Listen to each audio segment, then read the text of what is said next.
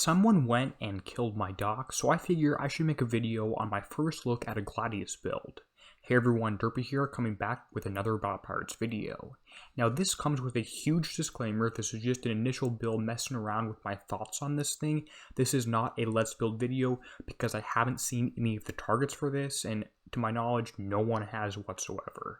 So I'm going to mess around with the build, and this will be updated in a week when we do see the VXP targets. For now, just build 4 blanks. Maybe even just build 3 blanks and attempt to rank the 4th one with the tokens from the raid, but this is what I'm thinking about in terms of a build. Weapons are the obvious choice. You can only equip standard, no countermeasures, so gales, sprints, nothing like that is going to matter or even work on this thing. Just use cannons. If you have the Capulus cannon, we have the chance to get 40 total, 10 from last pillage, 10 from the raid, 10 from the TLC, and 10 from next pillage. 40 total across 5 ships, 8 each, is enough for all of them. If you don't have this, use the unlimited 2.5 million cannon that came in the raid, and you could use that one, or even wait till the TLC when this does come out. But this is the best cannon by a little bit. The old ones that some people were looking at was the Tier 8 Tyrant Siege Cannon, or Tier 8.5 Tyrant Siege Cannon, which is worse, but it is still possible to use this if for some reason you don't have the newest. Even the unlimited cannon would be better than this one. And the difference between the Capulus cannon and the other one that I haven't even picked up yet because I'm going to wait for a TLC isn't that big anyway. So if you don't happen to have the Capulus cannon, the Pharaoh cannon won't be too bad of an option for you at all. So both of those are good choices, and it's really obvious to go for. There's literally nothing else that even makes sense to put on this thing.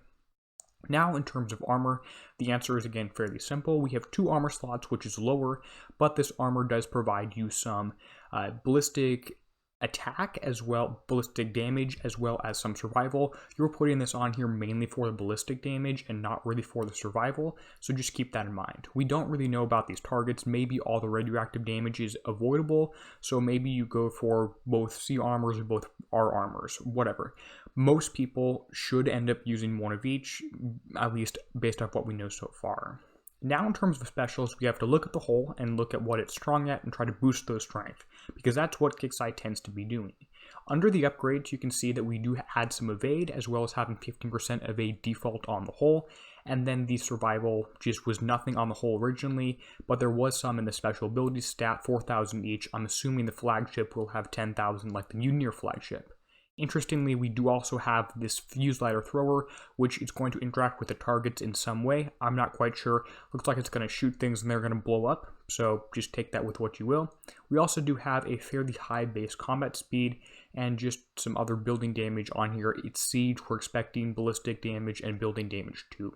So let's just boost some of these things up here. The first choice for special is your engine. This one is a fairly obvious choice. You're going to want to use the best siege engine you have. The best one that just came out last pillage that I happen to have 5 of is the Stone Cold Speed engine. This is okay, and if you don't have this, don't worry, just use the one that's right under it in the Forsaken mission. Gives 3,200 less survival, which is like a 2% difference maybe. It's really not that big of a difference, but if you want to use the better one, use the 9.5 one. It's a boring special, but it's okay. Next up, you're going to use something to extend ballistic range. If you go into the blueprint tab and you search for ballistic range, or let me just come up with all ballistic specials here, there are a few different things you could use here. The best one is going to be the latest mass moment stabilizers right here. And if you can compare this most closely to Nuclear Accelerators 3, which is okay, and this is going to be your second best option because you actually slightly faster speed. So maybe if speed is a huge issue, this will be better, but it's likely Kixeye will have their ballistic range special be the best one that they just released. The other ones like Cannon System 5 or whatever that give splash aren't really needed because, as you can see, this weapon doesn't do splash damage, it's just accuracy based. Now that we have ballistic range boosted, let's go ahead and throw on a couple damage boosting specials. The first one that most people should be using is the ballistic battery. You do have ballistic battery 1 right here, which is okay, but obviously ballistic battery 2 is better. It is a pure upgrade in terms of building damage and ballistic damage, which is great. And actually the generic one does offer some turret defense, but this one, 3,600 turret defense, that's a very small difference in terms of defense because it works like survival. You are putting this on here mainly for the ballistic and building damage. Now, the next special comes with a little bit more complication. You're going to put on something to boost more damage. Now, a couple choices here in terms of boosting ballistic and building damage. The first choice is, say, Siege Targeting 4, which isn't actually shown on here because it's not a ballistic special, but whatever. It will boost up your damage by a fair amount, and at U0 it will be comparable to high velocity rounds in terms of damage you are dealing.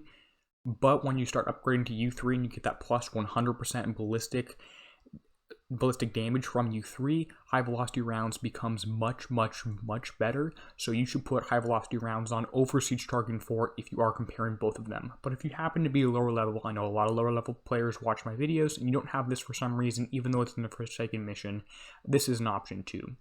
The other thing that I have seen some people looking at are the lower cannon mount 1 and lower cannon mount 2. I have a few problems with these. Lower cannon mount 1 reduces your range and makes your speed and increases your speed, and it does still give some damage, and it's worse than everything else. But my question is, will Kixeye have these targets, meaning that you need to outrange them? I think so. I don't really have a great reason for thinking that other than making the new stuff work, but I think that reducing your range is a really bad idea. But if we see the VXP targets and it turns out we can get away with a short range and a high combat speed, lower cannon mount 1 might be an option. Lower cannon mount 2 will give you insane evade, as well as having some building damage, ballistic damage, etc. But again, this one reduces your range and slows you down, so there's like 2 negatives to using this special, and even 3 if you factor in the lost building damage. So if it turns out that we do need insanely high evade, we could use this one. But you will remember in the Punisher Mark II raid targets, people saw this special and we're going to use lower cannon mount 2 as well as, say, Guidance Grabber 3 and stack things up like that. And Kixeye decided, and let's even check if you can stack them up. So they were going to use lower cannon mount 2 and then an evade special. And Kixeye saw that and said, nope, we're going to make it so that any build you go for with like 82% evade, and you could get more on if you went for D5 EV armor, we're going to nerf that, and we're going to make the targets do splash damage, which is what I'm worried about this one, so I am not going to recommend anyone right now, do not put on lower cannon mount 1 or 2 on your ships whatsoever. Just stick with high velocity rounds. And you'll notice when I'm talking about ballistic damage, if I have, before I put on that special, I have plus 1500 ballistic damage. When I put it on, you're going to see that my ballistic damage doesn't just jump up. I need to actually, let me clear that special first. Before I put this on, I have right now plus 1094 ballistic damage. Putting on this special will multiply that current number by 1.55, which gets up to that 1700 ballistic damage. So it increases by an insane amount. In this case, if I were also to upgrade this hull to U3, you would see this ballistic damage number double. Not increase to 1850, it would double to like 3500. Enough talk about that one. Let's look at these last 2 specials. This one I'm going to put on is a reload special, and you have a few options here. You could put on, say, the best option that I think is the fast feed magazine here. This gives you 125% ballistic reload, some projectile speed, which probably isn't super important, as well as some critical chance, which is okay. If you don't want to use this one, and it does give you a huge amount of weapon weight, 60%, there is also autoloaders 4, or autoloaders 3, excuse me. 4, you shouldn't use it, it's worse than 3. You could use this for slightly higher ballistic reload, but I don't think that's going to be the best option. I would rather have some extra projectile speed as well as some extra, extra critical chance from the fast feed magazine. So this should be, in most situations, the better special. Now this last one, you have a few options. I've seen some people who want a maximum damage build, and you already have some criticals on here, going with something like welded barrel system right here.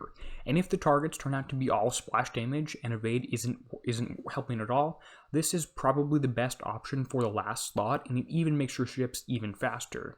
Something else is you could go for a ballistic reload special, and another one, which I don't really know how necessary that is, and that'd be countermeasure loaders only for the reload option, not for any countermeasures. But welded barrel system, probably the best option if evade is not helpful.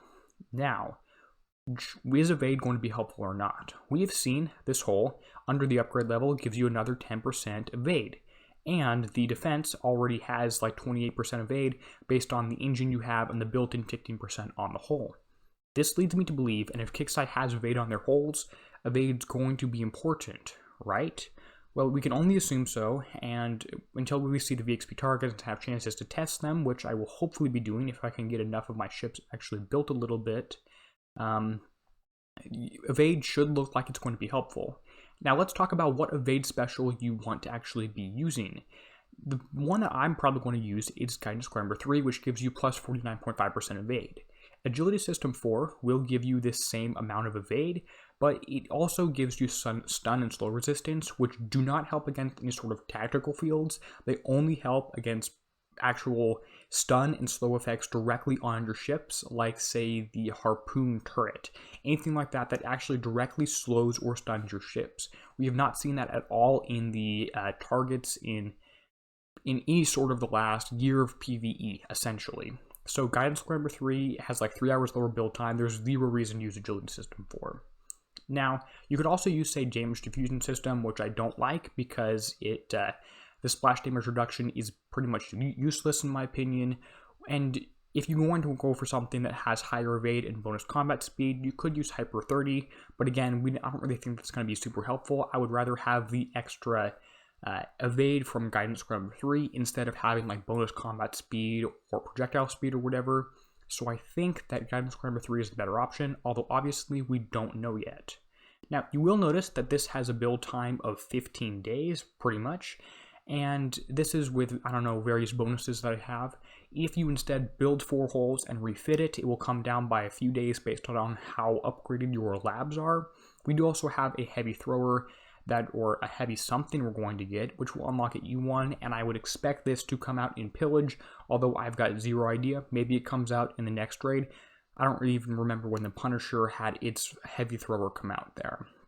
So these are some thoughts I was messing around with, and this build, we did the math, could do about 2.5 billion damage in one volley. It's 2.5 billion based off these numbers here because it gets pretty insane multipliers and with 5 holes. So if you have any questions on this thing, go ahead and leave a comment below. I'll do my best to get back to you. I am worried that Kixeye hasn't thought too much about using, say, the lower cannon mount 2 in addition to Guidance Square number 3, so that may be an issue, but we'll see when we see the VXP targets next week if this build turns out to be correct. Hope this video helped. If you have any questions, leave a comment below. And as always, this is Derpy signing out, helping you be a better pirate.